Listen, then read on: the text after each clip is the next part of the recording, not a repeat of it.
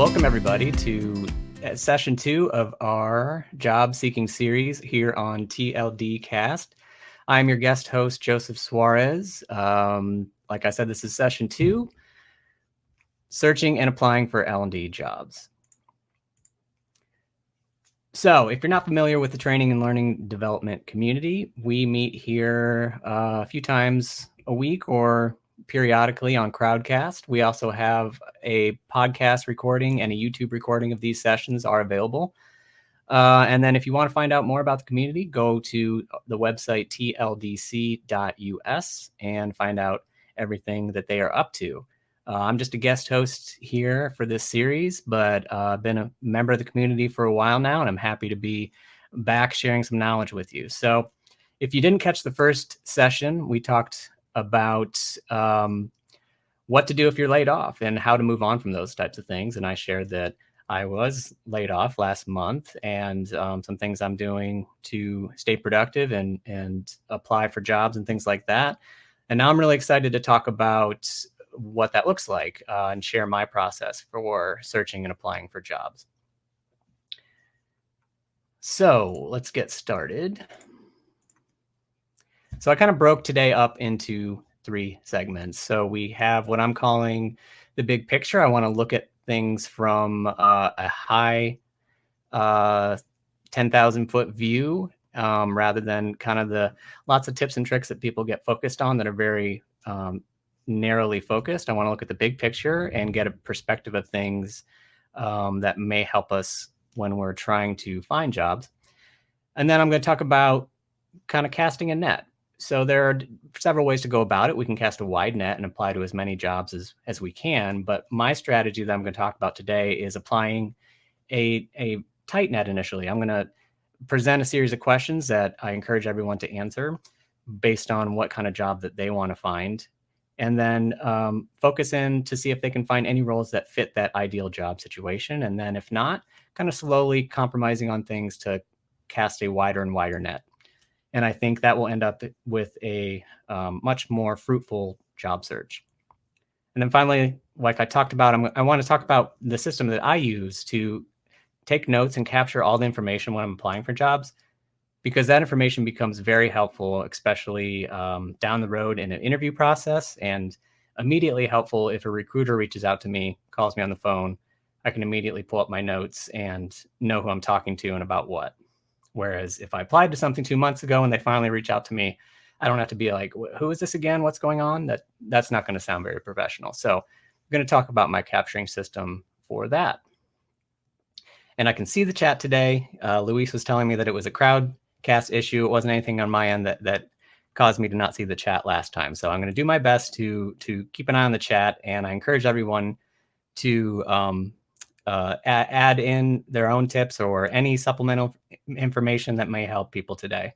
Like I said last time, I'm not a career coach or professional resume writer or anything like that. I'm just a guy who's been in the L&D industry for going on 13 years next month, and just here to share some tips and tricks because I am searching for a job now, just like many others are.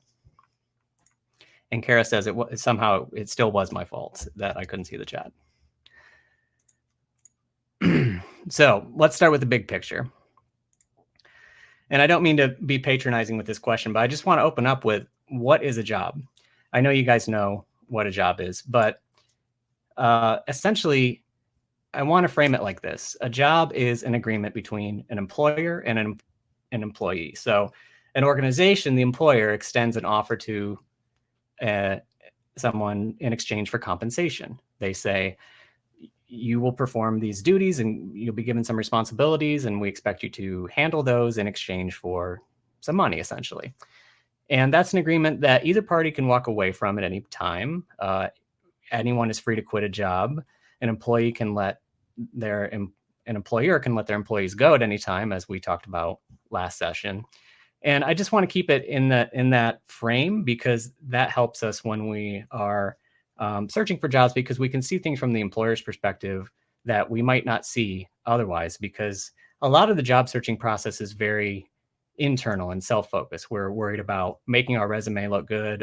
If we have a portfolio and making that look good, when we're looking at job descriptions, we're making sure that things on our resume match. We're thinking about how qualified we are, and we often don't take into account the employer's perspective. And as we're going to talk about here, we have vastly different needs as job seekers than the employers, the hiring organization does.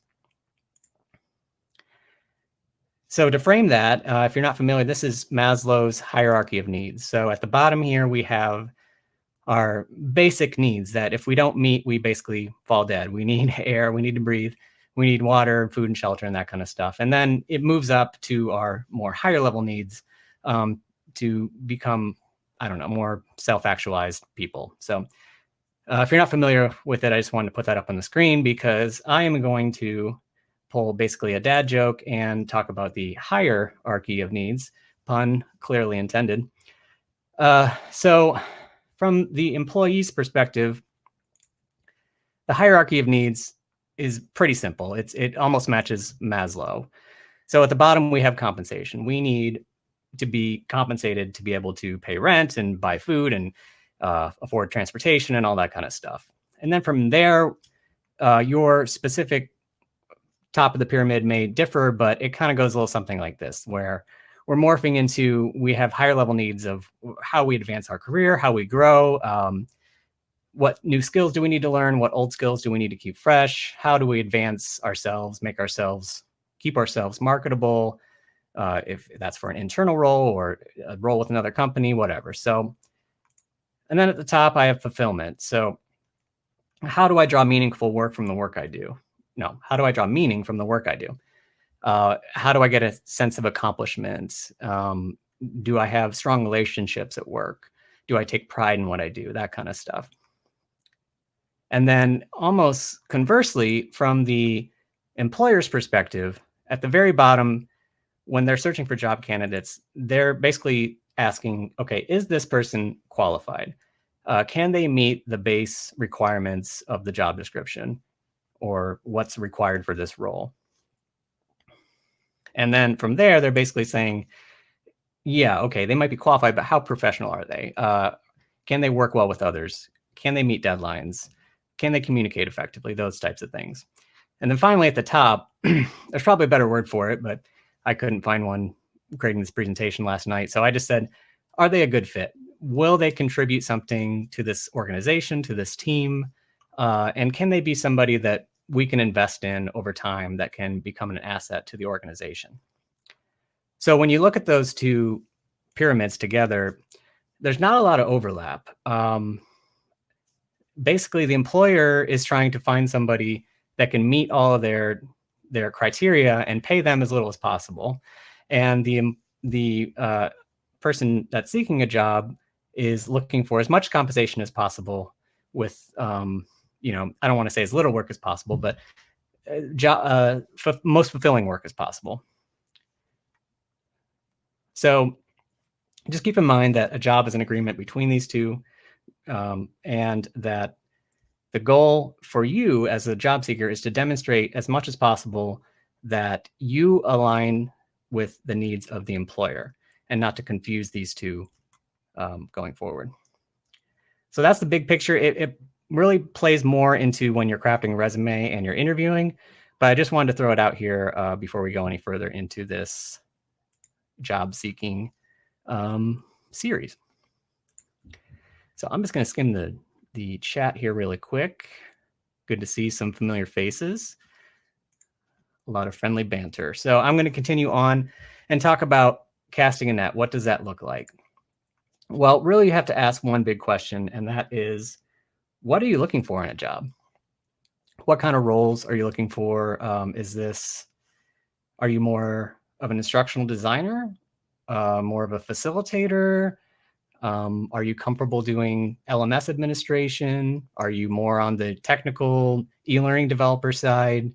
Do you want to get into the latest and greatest? Are you looking to play around with artificial reality, AR, right? Yeah, artificial reality, virtual reality. Does XAPI interest you? Those types of things. So you really want to narrow down what your ideal role would be.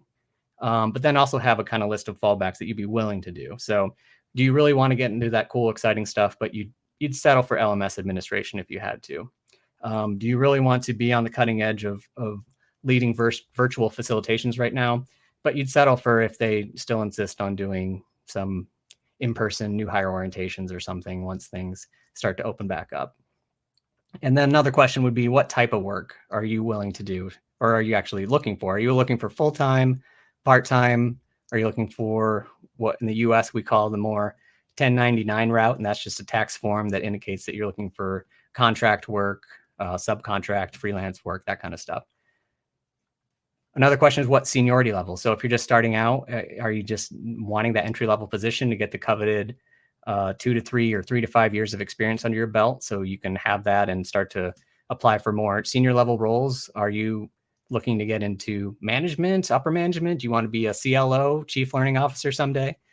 Answer those types of questions. So, and then what type of industry or sector are you looking to go into? So is this, are you more of the education side, K through 12 and higher ed maybe? Are you looking for government work? Do you want to be in the corporate environment? Or are you looking for nonprofit or something else? These are questions that are really helpful to ask because not only do they help you narrow your search, but also these basically form the filtering criteria when you're out looking on job boards. So another question would be, are you willing to, well, basically, where do you want to work? Are you willing to relocate? Do you want to stay local? Are you looking purely for remote work? It's opening up more and more now. How much are you willing to work for? The salary question. Not only should you have in your mind an ideal salary range that you're willing to work for that's reasonable, I think you should also have what I call a walk away range, or basically a walk away figure that basically says this is basically the minimum that I'm willing to work for, and you can come up with that figure based on basically your own budget of what you need to get by, or what you're comfortable with. That's a little bit above that. And then in what areas do you want to grow professionally? So this is more on the top of that needs pyramid. How do you basically expect an employer to help you with your own personal development? So we've talked about this in previous TLDC episodes.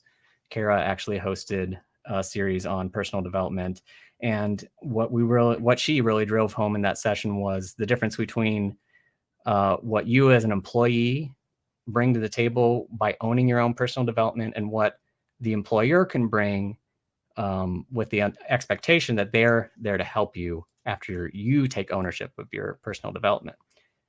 So with these questions answered, we can move over to actually searching for jobs. But I guess before that, I actually added a slide that I forgot about. One of the ways when you're answering these questions, and we did a little bit of this when we were going through those questions, is, okay, you have your ideal thing that you're looking for, but where would you be willing to compromise a little bit? Where would you be willing to settle for, whether that be with compensation, or the types of roles you want, those types of things.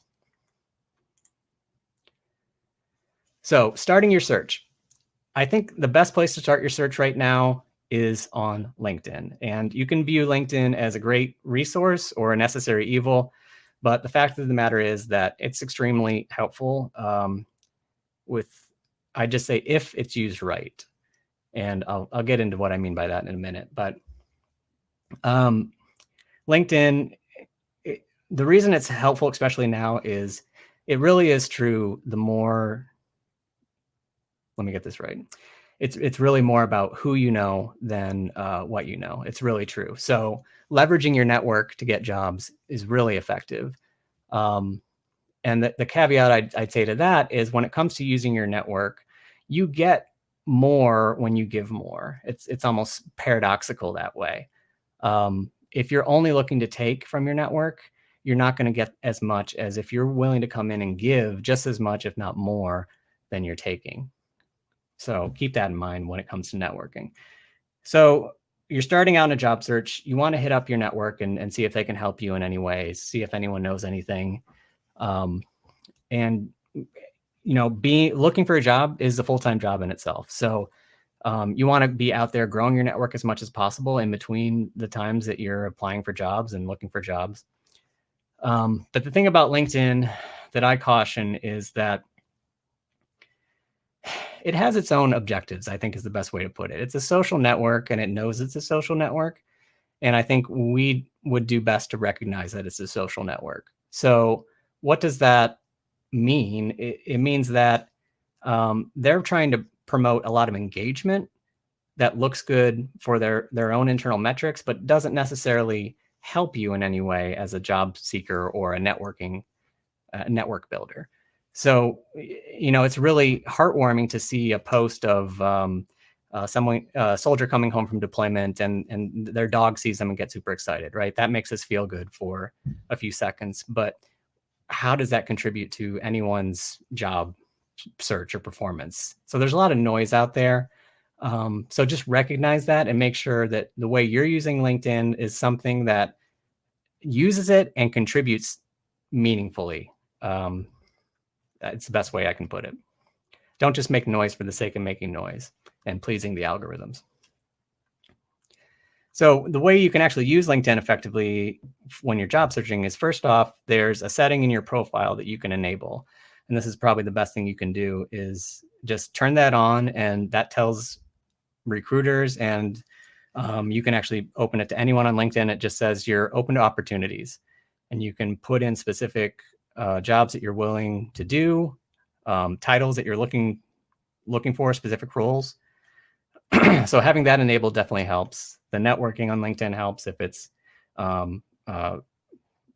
real. And then lastly, LinkedIn has a job board, which I'm going to spend a lot of time talking about for the rest of my time here today, is the job boards.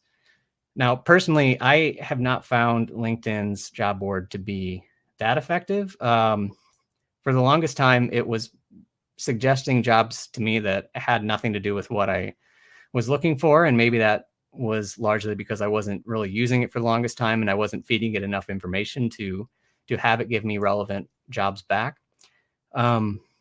Those are in what you immediately see when you click the jobs tab at the top of LinkedIn, those suggestions. And it's come to learn what I'm looking for, which is good, but it's still throwing me jobs that are in cities all over the state of Ohio where I'm at. So I'm centrally here in Columbus, and it wants to show me jobs in Cincinnati or Youngstown or all these places that I don't feel like driving 2 hours or relocating to have those jobs. But it's starting to get wiser.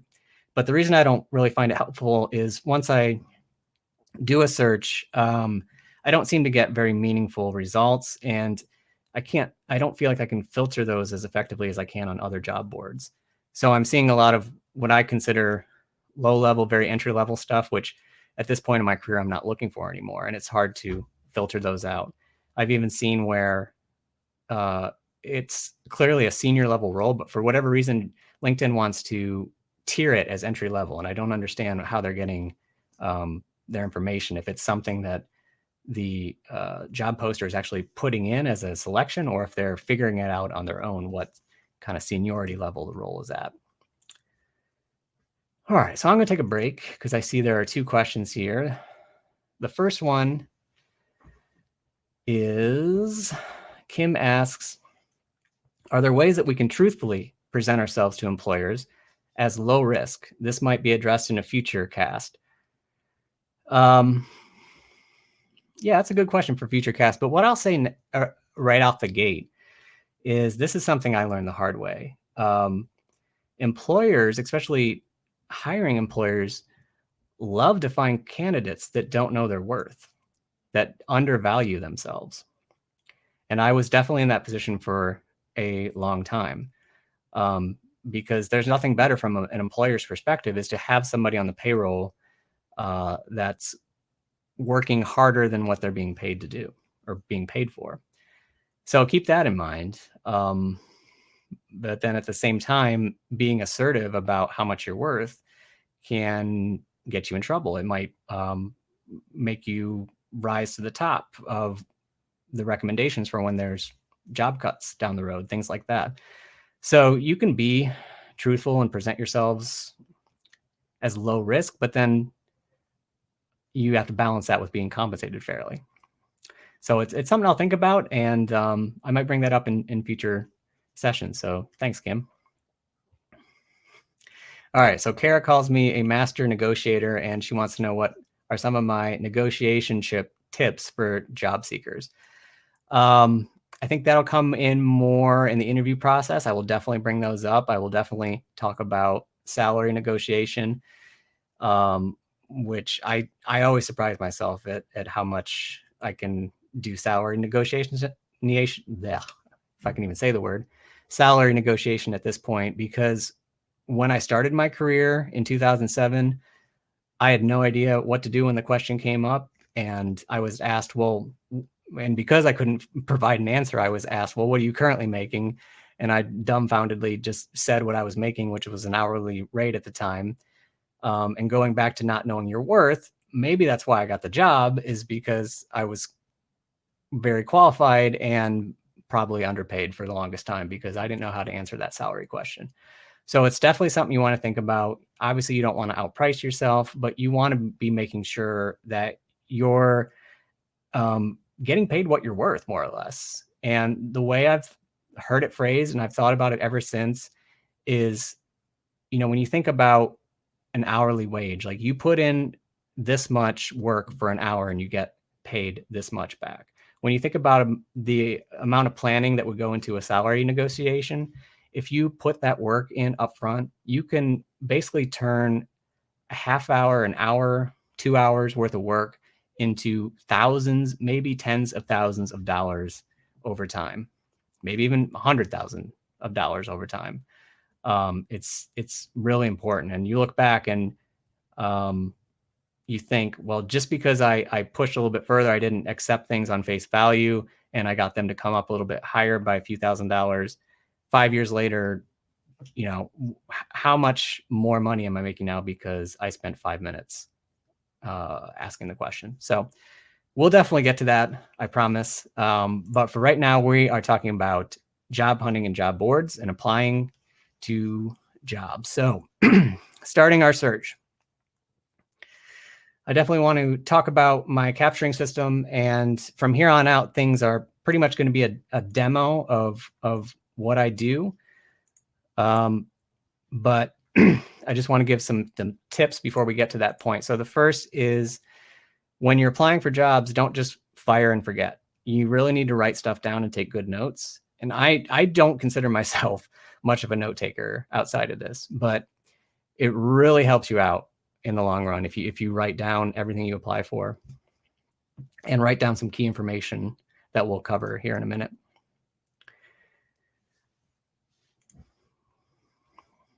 So what do I mean when I say write it all down? What in particular? First thing I write down is dates. And let me briefly talk about my system. So anytime I apply for a job, I use OneNote for everything. I originally, in my last job search, I was opening a new note, like basically a new page for every job I applied for. I would write down the job description, any salary information I could get, links to the job description, things like that.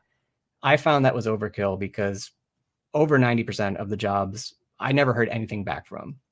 Not even in many cases, not even an email confirmation that they got my application. So that was totally overkill. So now what I'm doing is I have OneNote. I have OneNote where I write down just a few lines of everything I applied for. This could easily be a spreadsheet or something like that. But I like to keep everything in OneNote because as soon as a recruiter reaches out to me about a job I applied for, I like to copy that stuff out of that one note and paste it into a new note where now I basically have enough justification to make a new note and be keeping track of everything, because now they've engaged with me. And now I need to be on my toes about what is this company like? What do they do? What do they need? What's in the job description? How best do I meet that job description? Things like that. So we have another question. Dan asks, would love to hear from Joe about showing a portfolio of your work. What is your strategy for showing work based on learning experience design? So portfolio building is definitely a topic in itself. And it's definitely a key piece of the application process for job seekers in L&D, more so on if you're an e-learning developer or someone that's creating visual assets that you can show off, but also instructional designers as well that want to show things that they've worked on, or their ability to work on things like storyboards, facilitator guides, participant guides, all the different assets that you create through the ADDIE process or whatever process you use in learning development. That's definitely something we should explore in a further episode. Maybe let's see. I will include that in the resume writing one because they kind of go hand in hand. So let's just like today, we're going to assume that we have a resume written, even though I haven't really gotten into that yet. We're going to assume we have a portfolio as well, but I will keep that in mind and make sure to include portfolios in my next talk. All right, just skimming through the chat really quick. I see people sharing their own tips. Thank you very much. Okay. All right, so yeah, write it all down. Find the system that works for you. You don't have to copy mine. If you want to use a spreadsheet for the things you apply for, if you think that's way too formal, if you just want to scratch things down on a notebook, whatever works for you. And then from here on out, after you've applied to jobs, my suggestion would be to be near the phone and be ready to take notes. When you see a call that comes in unknown, what I do is I run up to my computer. I'm ready to take notes or whatever. If it's actually a recruiter reaching back out to me, I have a pen and paper handy around the house, in the car, if I need to take a call there. And I have a list of generic questions that I'm always ready to ask a recruiter. And we'll get into what those questions are when I cover the session on interviewing. But just know that I have that, and that's part of my note-taking process. All right, demo time. So we can do this several ways. I think since we have so much time, I think it'd be good if we did this like improv Mad Lib style. So let's just assume that I am a job seeker in L&D, and you guys get to define where I'm at in my career, what I'm looking for, things like that, without being crazy. Don't go overboard with the power here, folks. But so let's start with some questions. So what role do I want? Do I want to be an e-learning developer? Do I want to be an instructional designer, learning experience designer, that kind of stuff? So type it in the chat what you would like to see there. And a location. We'll start with those two. So do I want to work remote? Do I want a specific place that I'm looking at? Location around the US, we'll keep it in the US, things like that. Yes, Kara, we get to pick your own path. And if something doesn't come in soon, I will pick my own. Okay, so Nadia says learning and development specialist roles. Okay, Joe says a learning designer. All right, I will kind of take those two into account. And let me open up a fresh new private window so we get a nice, good, fresh view. So I mentioned LinkedIn has a job board. There are two others that I like to use. Indeed.com, just like it sounds, is a good one. And then the one I've been using more frequently is simplyhired.com. If you have other ones that you like to use, please type them in the chat. But I'm going to be using these for the rest of today. I'm actually going to stay on Simply Hired here. And the reason I like Simply Hired, and you can see it right up front, I'll try and zoom in a little bit, is that you can see that it shows an estimated salary range right up front. So right away, I can see if something's worth my time or not. because going back to the questions we asked ourselves, I know what my ideal salary range is, and I know what my walk away rate is. Okay, so the first answer was a learning and development, right there, boom, specialist. Where I'm just going to say remote for simplicity, and we get a lot more results when we work that way. I think the job boards are finally getting smart. LinkedIn was really dumb for the longest time about remote jobs. And all these jobs would come up saying that they were in remote Oregon. And I looked it up, and remote Oregon is this tiny, it's not even a village. It calls itself some weird name. There's one building. It's a post office / gas station. It's run down. I guarantee there are no jobs in remote Oregon. So if you see remote Oregon, just know that it's a remote role. Okay, so when we type this in, we're getting lots of different stuff. I know you guys will know how to use a job board. I'm not trying to give you a tutorial on how to use these things. Where it'll come in handy is when we start to find stuff that we think is beneficial that we want to apply for. So right off the bat, I'm seeing lots of different things. I'm seeing, so this one right here, that doesn't really look like an Ellen. Oh, okay. Maybe it is. Bioinformation is one word. That's new. Yeah, a lot of times, what I've noticed is the more words you throw in here, the bigger the pool of search results you get, and it might put stuff at the top that isn't necessarily anything related to learning and development, and you just kind of have to go through and filter those out. Now, one thing that I found is really helpful is if you come here on a regular basis, you have this ability to sort things by date that they've been posted, and Chrome thinks this is the first time I've been here, but if I were to come back tomorrow, there would be this option that says sort things from since the last time I've been here. So that's really helpful because you don't want to keep seeing the same jobs posting showing up as search results. You can say, show me the jobs that have been posted since the last time I've been here.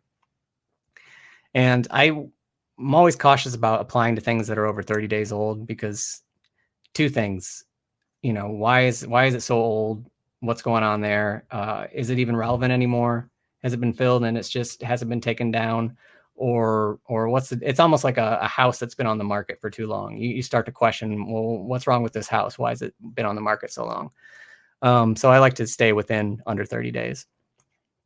All right, so let's just assume we're really interested in this first one here. So if you control click or middle mouse button, you open things in a new tab. I like to keep this window open.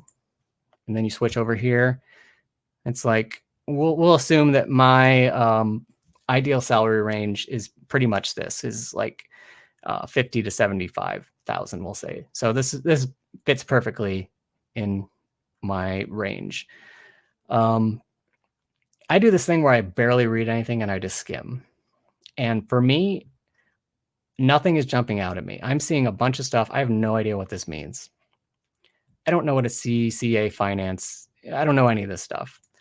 This looks very weird. So for me at this point, I would probably back away from this because even if I'm looking for, assuming I'm not who I am and searching for a learning and development specialist role, I don't think this is meeting the criteria that I'm looking for. There's a lot of stuff in here that doesn't look like it's what I want. So that's when I back away and I go to something else. So this one, again, is in my salary range. It says it's an independent contractor position. So that's something we want to look out for when we apply to these things. We do have the ability to filter those if we only wanted full-time work. So let's see. So 12 days ago, this company posted that they want this. Okay, training outreach specialist. All right. Okay, so let's say this interests me. And $750 a month. How does that seems incredibly low. Is it part-time? It says 46 to 60. Interesting. All right, but I need to show you my note-taking process. So let's just assume that everything is good here and we will actually want to apply. I'm going to open up a new Word document is what I'm going to use for, what happened? Doesn't like to be that small. Okay.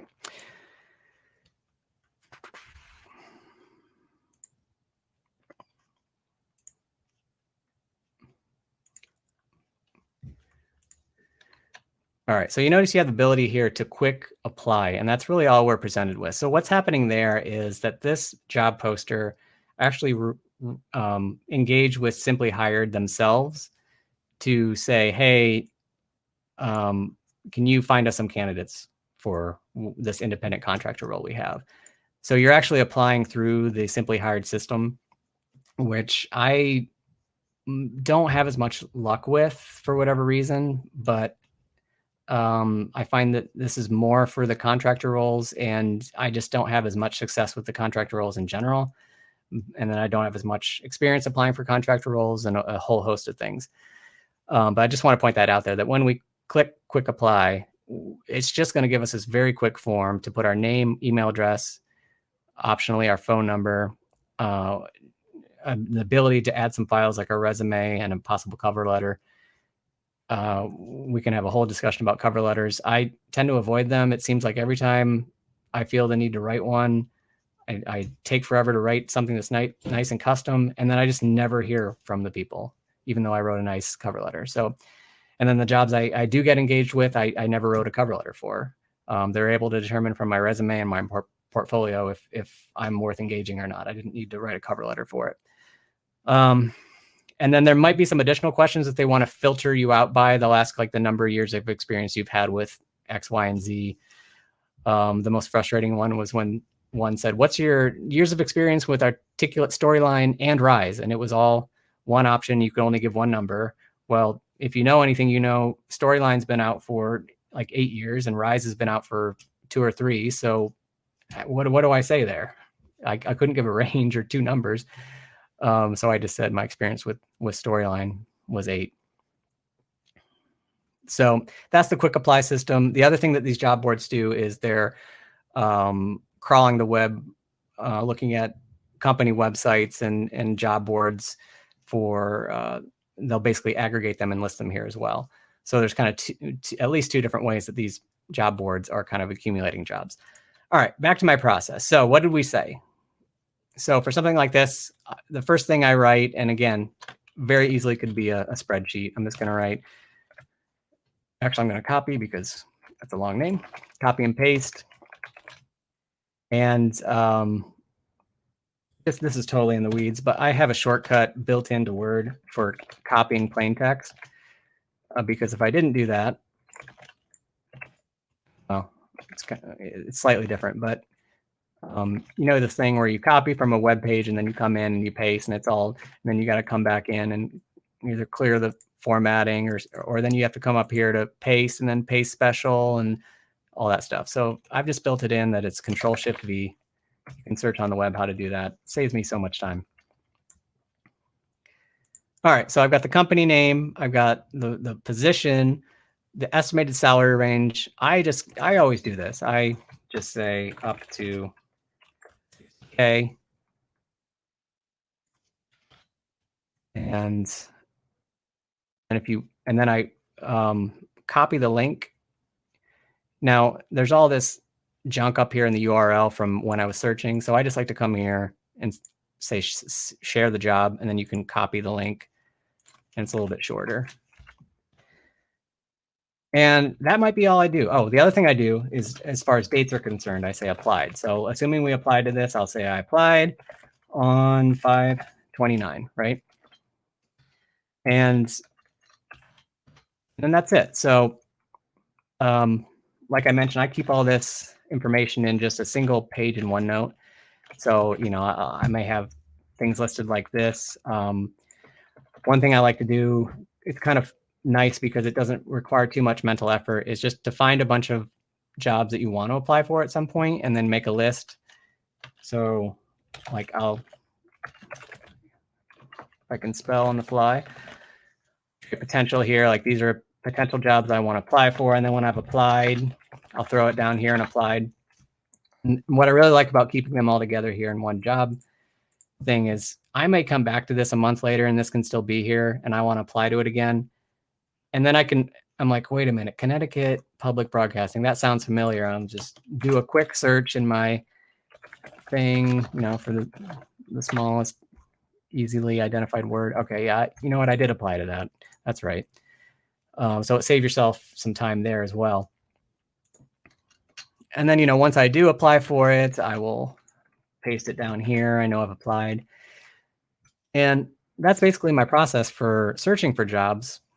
I showed you applying. It's very simple directly from the job board.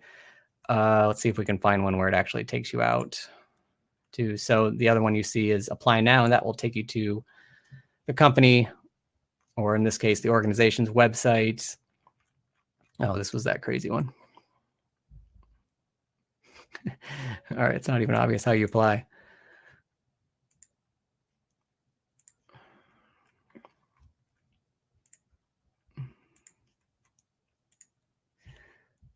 Okay, so this should pull up a nice company website. Oh, we get to talk about application tracking systems. So I like to say that the first impression you get of a company is what good or junk applicant tracking system they use. If they use Taleo, that tells you something negative about the company, because Taleo is complete garbage when it comes to applying for jobs, as you find filling out forms and hitting back and losing all your information. Something like Workday, I'm not the biggest fan of Workday, but it's really easy to apply for jobs through Workday. What's the other one that I really like? I forget the name of it. Well, whenever I see it, I'm like, oh, and I'm like happy to see it, because I know their form is going to be nice and simple to fill out. It's going to pick up the information in my resume easier than maybe another job board will. Things like that. So here's the unfortunate thing, is you basically need to create an account for each one of these jobs that you apply for.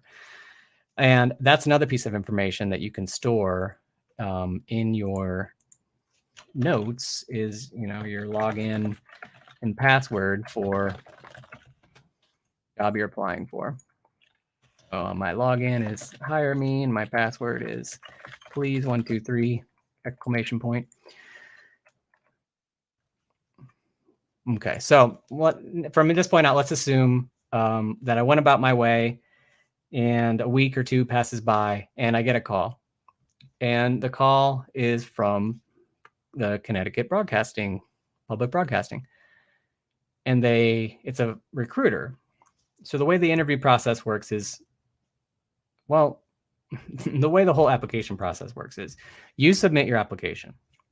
It goes into a system, as long as it's a sizable company. If it's like a company of one, they might look them over by hand, but any sizable company is going to be using some kind of system like Workday or Taleo or whatever to first automatically filter based on some criteria they have of what they're looking for in a job candidate. So number of years of experience, do they have these keywords in their resume, things like that. If you meet those requirements, then you finally get in front of actual human, a set of eyes, and that's usually a recruiter, someone that's role is basically just to work with the hiring manager to figure out what they need in this role and how to fulfill that role, what candidates they're looking for. So they might not know. I've been surprised by many recruiters how much they take the time to figure out and learn about the learning and development field and the types of jobs that are there. And then other times they just have no clue. Like they don't know what any of these tools are. They don't know anything.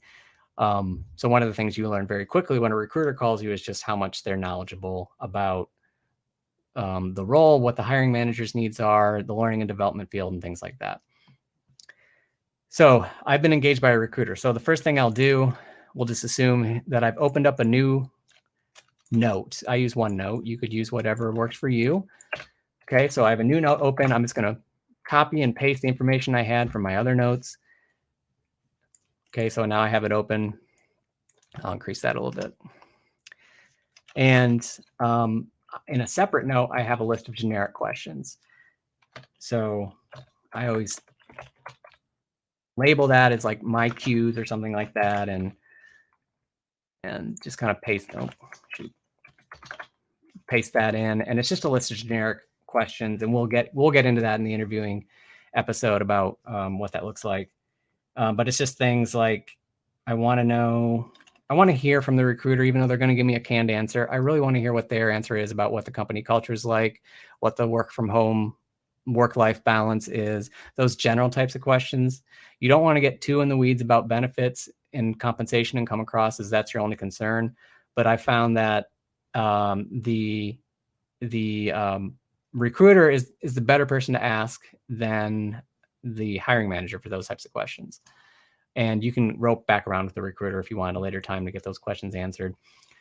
But those are the types of things I'm asking. I want to get a general impression of what their company is, what the team that this role is on, what that looks like, what the reporting structure is like, and try not to get too into the weeds about what the role is, because if you ever get to that point, they'll say, that's a good question for the hiring manager, and they'll just kind of defer back. But you want to get as much information as you can up front.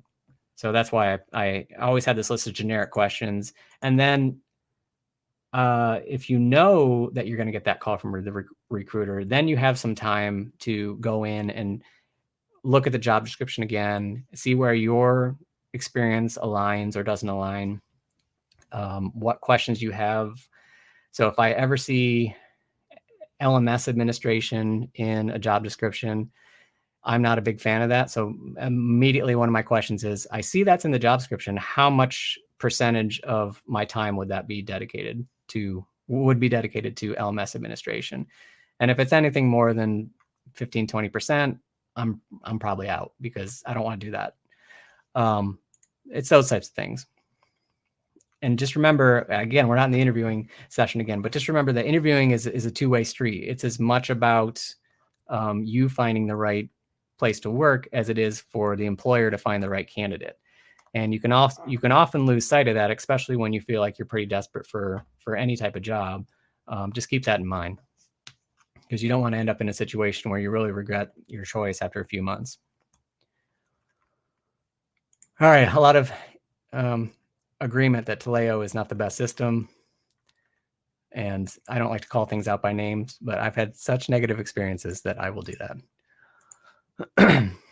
They're not the only one that's bad, but they're among the worst. Okay, so that is basically my process. I'm trying to think if I had anything else to say. We have a couple questions here. Christina asked, what about asking the recruiter what makes the company unique?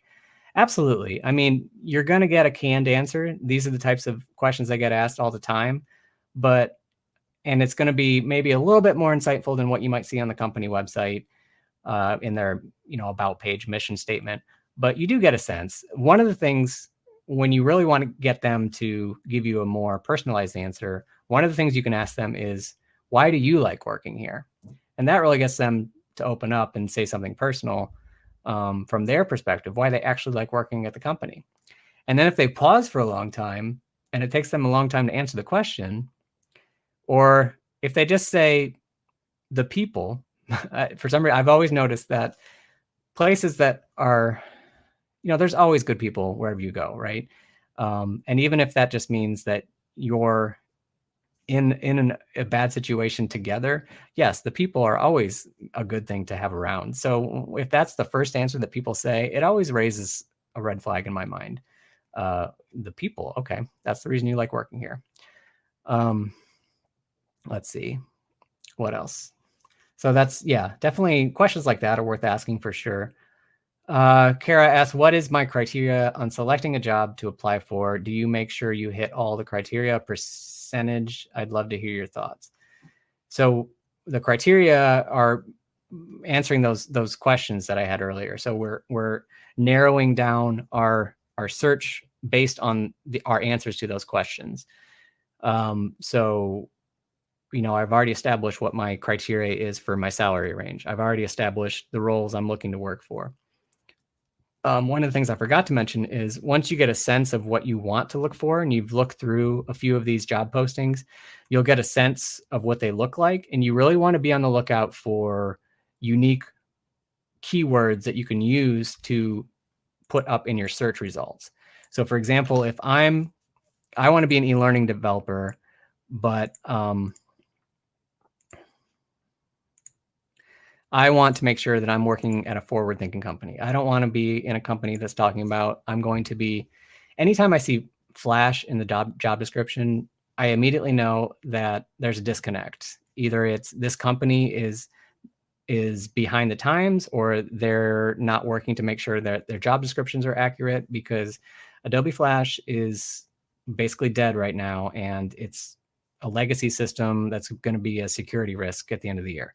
So if they're asking for making sure I have Flash development skills, I know there's a problem right off the bat. So that's a big red flag. But on the opposite side of things, if I want to be an e-learning developer and I want to be more cutting edge, I might put XAPI into the job description. XAPI is oh gosh, I don't have time to summarize it, but it's just a very new and modern way of tracking things as opposed to SCORM, which is the old standard.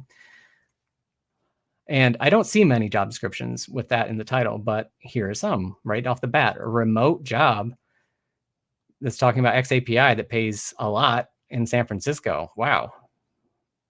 I might have to actually bookmark that for myself. But that's just a good example of how you can once you know narrowly what you want, you find those keywords that align to your narrow net that you want to cast, and then put those in your search description.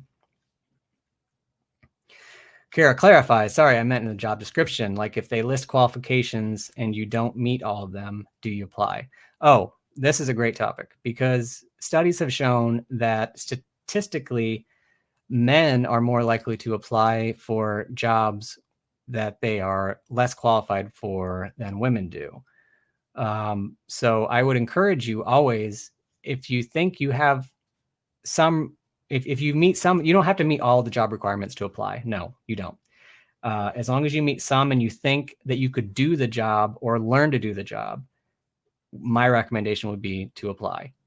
If it says we're looking for somebody that has 3 to 5 years of experience in a certain field, and you have one, go ahead and apply. If you have a strong portfolio or some way that you can demonstrate that you can do the work, that speaks just as strongly as the years of experience on your resume.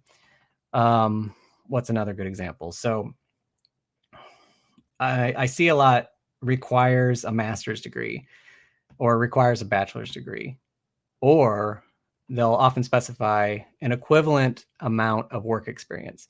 I don't have a master's degree. I feel like in all those situations, I have enough work experience to compensate for that. So that's the decision. Like, don't just be thrown off because they say, oh, I need a master's degree.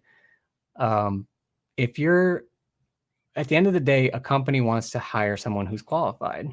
So if you're qualified, you can prove what they need, and you don't necessarily check all the boxes that they're asking for, but you can demonstrate that you're willing to learn, that kind of stuff. Definitely apply. All right. This has been a great session. We are running out of time.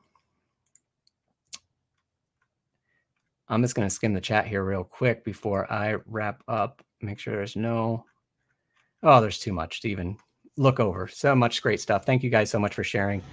So this has been session 2 of the 4-part series, Job Seekers for L&D Job Seekers. I really hope you guys got something out of this. Like I said, I'm just a guy who's trying to share some knowledge in the hopes that it helps someone else. If you have anything in particular you would like me to cover, in addition to what things we've added here today in my other series on interviewing and resume writing, hit me up. I'm on LinkedIn. If you try to connect with me on LinkedIn, please write a quick note that you saw this session. I'm starting to get famous, I guess, and I'm seeing all these connection requests, and I don't know why people want to connect with me. So just put in a thing that you saw this session, and I'll make sure to connect with you. And then you can reach me on Twitter. I'm at Joseph_Suarez. My website is josephsuarez.com. And that's it. And then we will see you guys next time in part 3. Awesome. See you guys then.